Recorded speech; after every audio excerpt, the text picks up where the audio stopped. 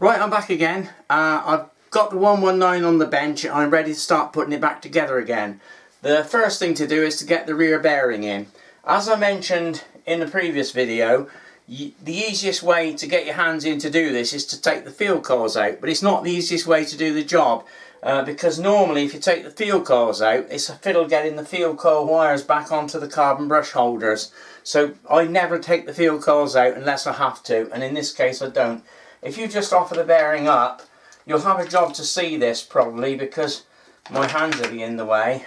You can get a screwdriver in through the bearing part and hold it in place, and then it's simply a matter of the easiest way is to get a pair of long nose pliers like these to hold the screw like this, and then you can offer the screw up into the hole to hold it, to get it into the right position for screwing it up. I've got the first one in. Whether it will stay in is another matter, and then you've got to get the screwdriver down through there and screw it in.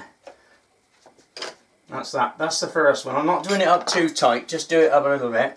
Another way of getting the screws in, by the way, if you've got one, is to use one of these, which is a device, a special screwdriver that holds the screw. And all you do, you pop the screw head into the screwdriver like this and press, and that holds the screw in place, and then you can just put the screw through the bearing and into the hole, the bottom hole, which I can't see. Oh, there it is. That's one way of doing it. Normally I just use the long nose pliers, but that is a useful tool for putting screws in awkward places if you've got one. If you don't have one of these, you can use a normal screwdriver like this and just put some wax or something on the end. A bit of blue tack will do, anything, or a waxy part, and then just shove it on the end of the screw and it'll hold the screw while you put it in place. Now that's two of the screws in. There's one more screw, but on this one I've got to put this little wire, this little earthing wire, which runs from the block here that goes down to the rear bearing. It's just a little link wire, so I'll just put that in position, and then I'm going to put the last screw in. Now you see, now I've got the rear bearing in place. I haven't touched the field coils. I have taken the field coils out in the old days, but they're a fiddle, because if you take them out, it's a hell of a job getting the clips back onto the carbon brush holders, because there's not much room to get your hands in. Anyway, that's that bit done. So we've now got the rear bearing in. The next job is to assemble the armature and the fan and everything. I've checked this. You don't need to clean all this up. Some people get wire wool out and stuff and clean the commutator up, and it's not necessary, to be honest. Just get a bit of rag. Just get a bit of rag and give it a wipe round, make sure it's not greasy. That's all you need to do. You don't need to polish it up or anything. Well, you can if you want to, but nobody's going to see it, are they? If you get a motor that's running slowly, and you see marks on here, what's happened is the laminations of the armature are rubbing on the laminations of the field coil, and it effectively shorts like the magnetic field out and makes the thing run slowly as well as make a noise. But that's because the bearing was worn, so that won't be a problem when we put the new one in. So anyway, the next thing is to get the end plate here with the bearing in, and we've got to grease that bearing. Now this is where there's a bit of a problem for some people who haven't got the right equipment. This is the actual bearing. This is a bearing out of the plate, and you'll notice this end's got a felt seal around there, a greasy seal, and on this end you can actually see the balls in the ball race in there. The problem is that it's riveted into here and that way up, so you can't get at this side of the bearing to put any grease in there. You must only put it in through this way, unless you take the rivets out and take the bearing out. Now if you've want to grease that bearing the official way, what you need is one of these. This is a proper Hoover Grease Gun, folks. They're not readily available. I've had these for years. I've got several of them. This is another one here, and you'll notice they've got different fittings on the end for different bearing sizes and different models. This one's for the older machines. You can take this off and change it for a different one. I've got various different sizes.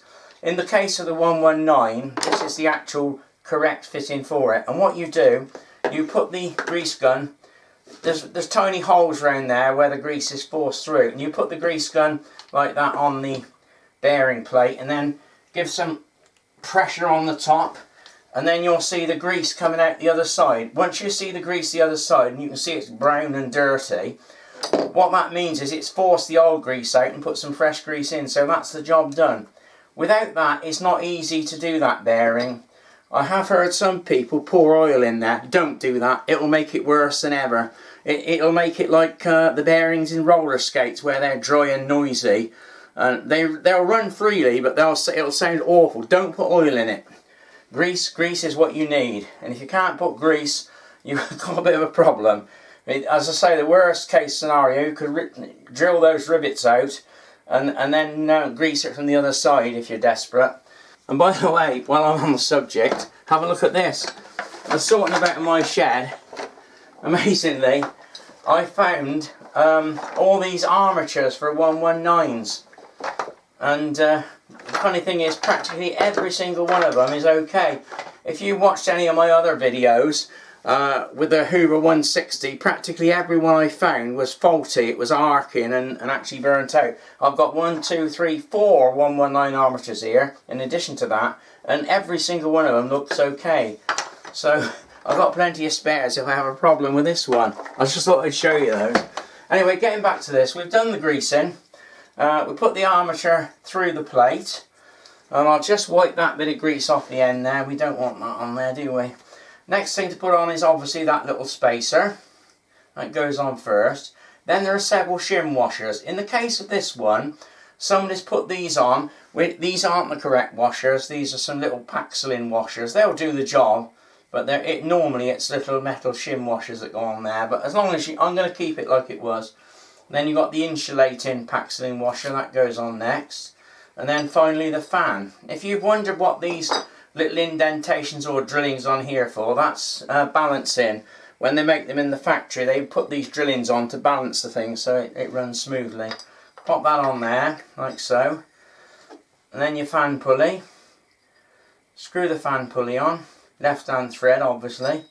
Only do it up finger tight.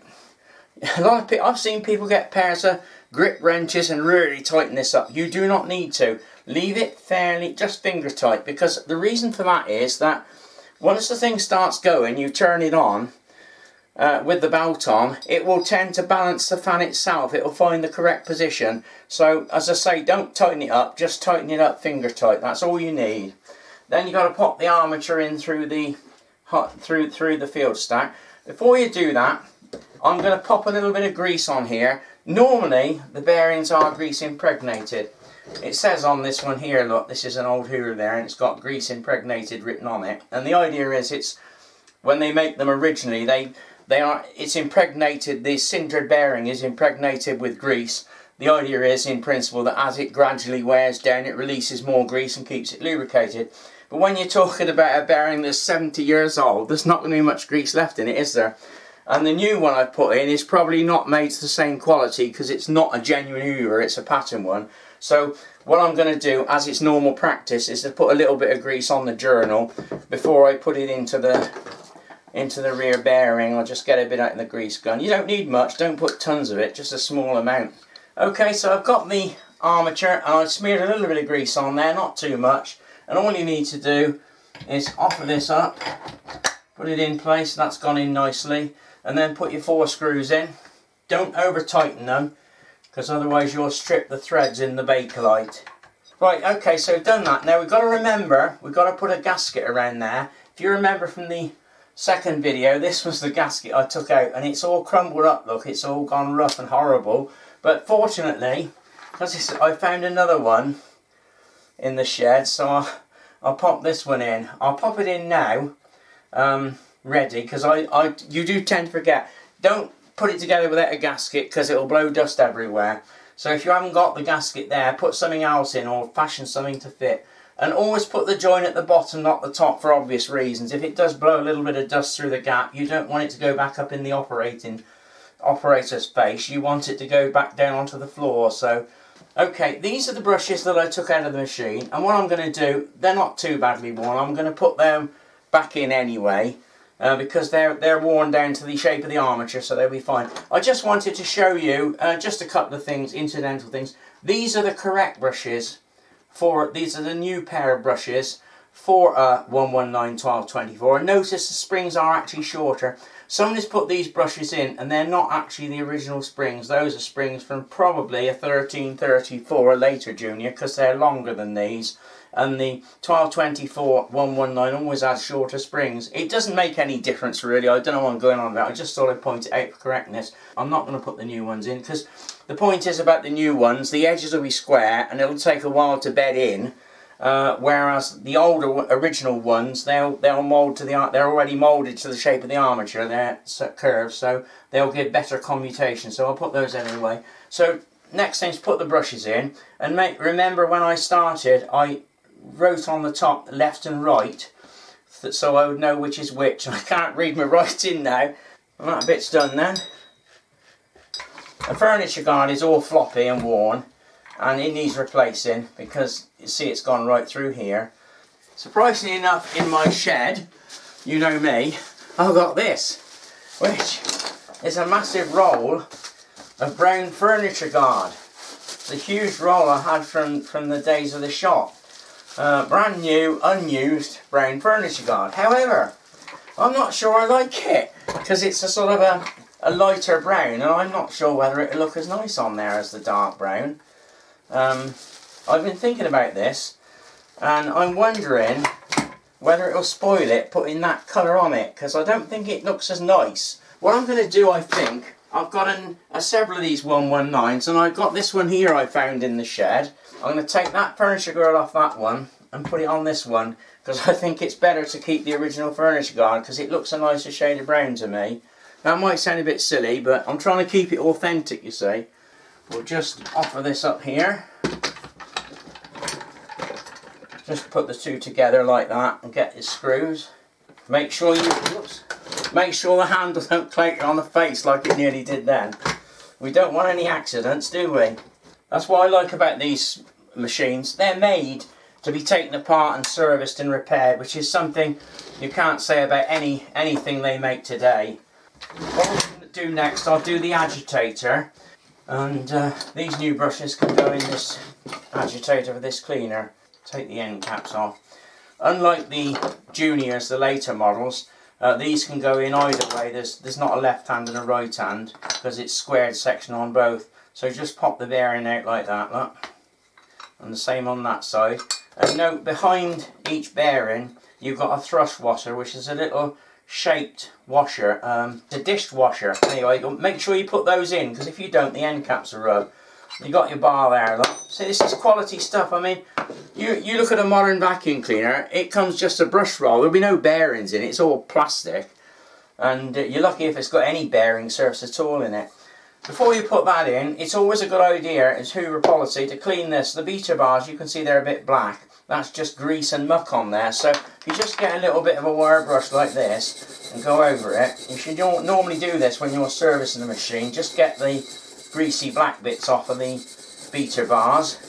Now you've got to grease these bearings, and again the proper way to do it is to use the Hoover Grease Gun. I'm just clearing any bit of muck out the back, because these things probably haven't been used for years. These are probably the original agitator bearings. They're probably 70 years old. Don't forget the little washers, little help washers that go on the top. So what you do, you get your Hoover Grease Gun like this, and you pop it in the agitator like so. Get a bit of rag or something like this, and just press down and turn at the same time. There you go. And see, the grease comes out the end of the bearing there. That means it's gone through and it's greased. It's done the job properly. And that bearing is now greased fully. Once you've done that, get your thrust washers. Put those in first, with the dished outwards like that.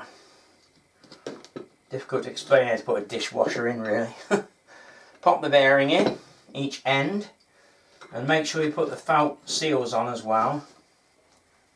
There's a little felt seal. I have got some new ones actually, but these are alright. I'll just pop them in. It just fits in there. And then get your end caps. Clean any dirt out that are in the end caps. It does collect in here. Just get a little screwdriver and go around like that, and brush out any dust and dirt, like so. And pop that on there. If when you've tightened it up, it rubs, just tap it on the end of the rod, get a little hammer or a plier and just do that, and it'll level itself up then. Right, just pop the brushes in. Right, that's the agitator done. Give it a spin, make sure it spins nice and quiet, that's okay. We'll pop that in the machine now. Put the machine over like this. Undo the belt guard, pull the levers back. Get your belt, don't forget to put the belt on. Put the belt on. I'm using the original belt because it's better than the new ones you buy today. They're rubbish, the new ones. As I mentioned in the other video. Pop the, there you go. And then just push the clips down, hold it in place. They're ever so loose, they're not tight. Put the belt guard on, that's that done. And then turn the machine back over to its operating position and put the belt on, like so. That belt's a nice fit. If you're not sure which way the belt goes, if you look at the cover, it actually shows you on the cover. If you put the belt on the wrong way round, it'll just throw it off anyway. So you'll know if the belt keeps coming off, it's because you're putting it on the wrong way round. I haven't done the furniture guard, which means that I've got to take the agitator out again to put the furniture guard on. So there you go, see. When it comes to the cable, I'm just going to put this, I've got a bit of brown cable here, but I'm not convinced because actually it sort of sticks out like a sore thumb, doesn't it? Because it's a lighter brown, and I'm not sure it looks right actually. Now, I know people watching this are probably think, what a silly old fool, what's he messing about the colour of the flex? Well, how does it matter? It's only a blooming vacuum cleaner after all, but I'm trying to make it look authentic, that's all. If it was just the customers to use on the carpets as a normal vacuum cleaner, it wouldn't matter. You'd probably put grey or something, or white on probably. But I'm trying to keep it authentic, and I'm not sure that brown looks authentic because it's a bit light, isn't it? But I wonder whether it'd be better to put black on. I've got this black cable up, and I reckon, I'm not sure that doesn't show up as bad, I don't think. I reckon I might put some black cable on it. It's getting dark now, so I'm going to have to pack up for a little while. So I'll end the video here, and I'll start again when I've got a bit more light, and I'll put the flex on, and then hopefully we'll have the thing working. So I'll see you again soon. Bye.